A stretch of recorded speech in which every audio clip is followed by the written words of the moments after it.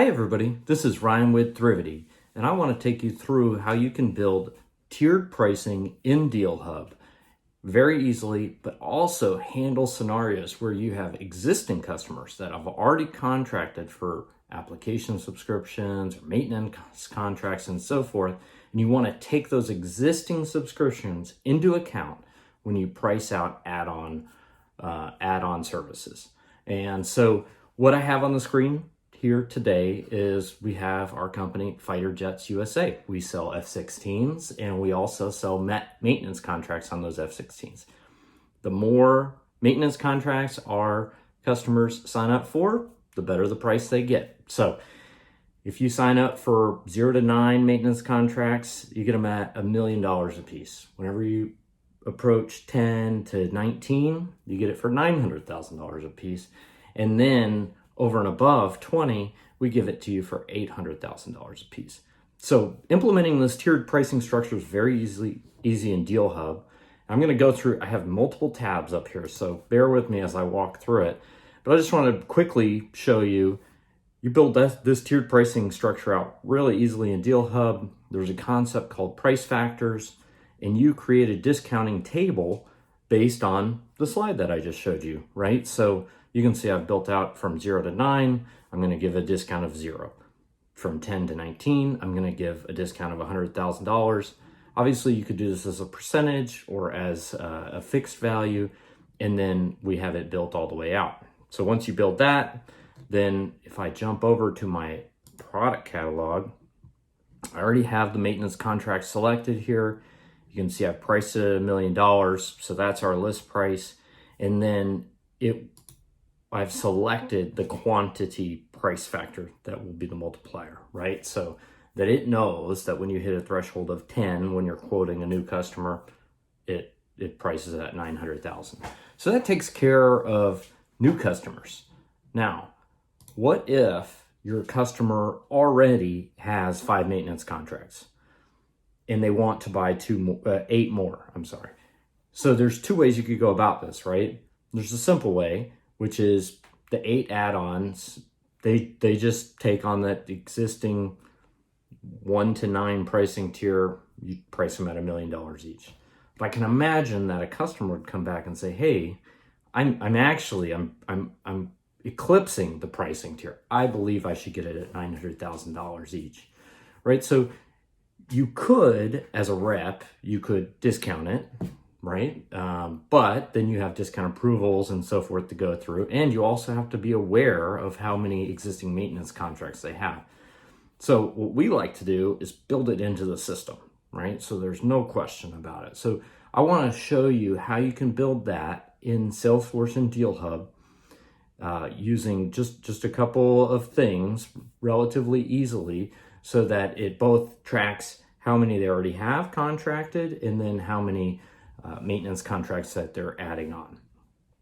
So I have my Salesforce open. We're going to sell to Armor, and I have their account up, and I'm going to jump over to the related tab, and I have already closed several deals with Armor.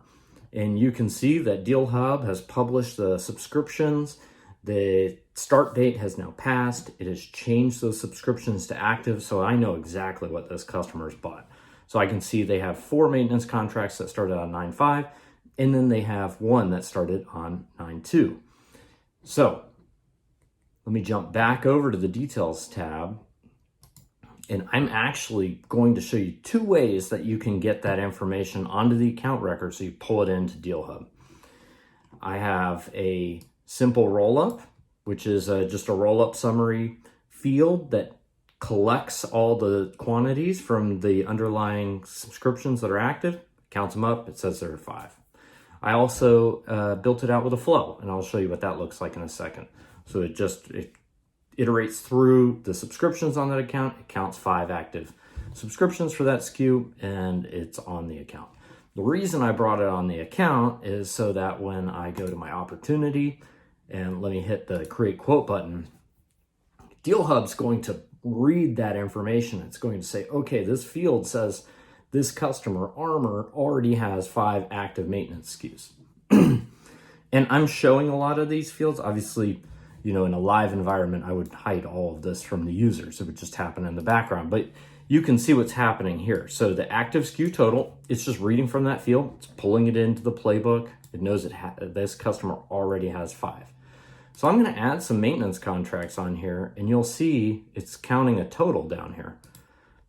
So as I add them, let's scroll down. We're at 8 total maintenance contracts right now. We see they're still priced at $1 million each. Now, as I go past 5, you see the price kick down. It knows 5 plus 5, 10. They're already in the next pricing tier. So it kicked down to $900,000 each. And if I continue to go up to 15, we see it hit the next threshold, which is $800,000 each. So if we didn't have this implemented and I were quoting these 8, they would just be at $1 million each. As a rep, I would need to know they already have 5. I need to discount. I'd put a 10% discount. It may kick off an approval, and I'd have to explain to my manager why I was doing the discount. So this removes all that work. It does it all automatically. And let me show you how I did that in DealHub, right? So just as a refresher, I go back, I'll show you the SKU here with just the standard basic pricing. We inherited the pricing factor here, quantity. We can't do that now because we have 2 variables we're bringing in. So I'm going to build out a product pricing matrix and just set up rules. DealHub's very easy. It's logic driven. So my first rule is the maintenance plus the maintenance pulled from the account. If it's less than 10, it's $1 million. The next rule is if the maintenance is greater than or equal to 10 and it's less than 20, it's $900,000. Now I want to show you how you handle it on the Salesforce side, right? Because I think that is sometimes the more challenging piece. So let me go back to the Salesforce account and refresh you. So we have these 2 fields. So we have a field that's a simple roll-up, and I believe I have that tab open here. So this is just a custom field. It's a roll-up summary field. It summarizes any of the subscriptions that meet a certain criteria. The criteria I've set is active, and the product code equals this, right? So it's very simple to implement. It's easy to maintain. One of the challenges with roll-up summaries is you have limitations in terms of the number that you can build in your Salesforce environment. So if you're hitting any of those limitations, another way to do this is through a flow, right? And so I actually built this out. This is for a single SKU. What you could do here is you could build it out to iterate and populate variables and populate fields for multiple SKUs, right? I can imagine that you might have 5 to 10 to 20 situations like this where you have SKUs that you want to take into account the existing contracted subscriptions. So that's 2 ways to handle it. And just to kind of close up, if you're just now implementing DealHub, you may not have subscriptions, right?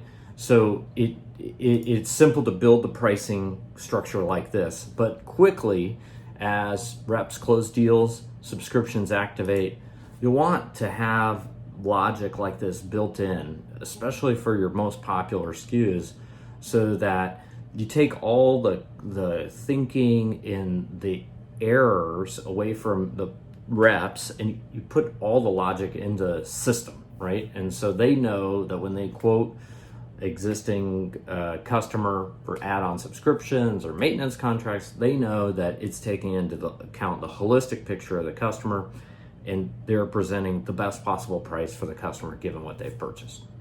So I appreciate you taking the time with me today. I know this is a longer video, but it's an important video because as you implement DealHub and as you get it running and subscriptions activate, this is certainly something that will come up and you'll want to tackle. Thanks a lot.